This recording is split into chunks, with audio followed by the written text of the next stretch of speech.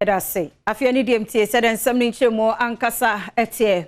suku ni ya owo Buaman Senior High School fie dum woche ya nanwa den na woche ye entem ka opeso wotwa inso Labon ewo pusupu brewani ase Kwanta South wotimantemu awankodu fie no bepem sabre ye nhunu no Adom TV Kasee etwoso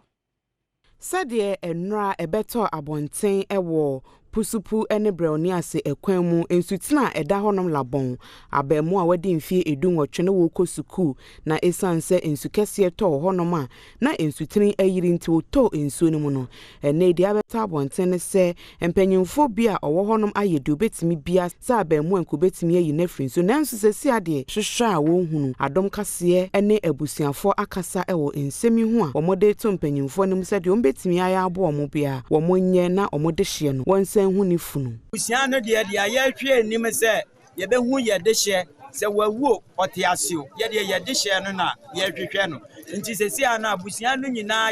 ya kuma hye because ye de hye be yire a ye hu no de se ya hu no na rofo na mo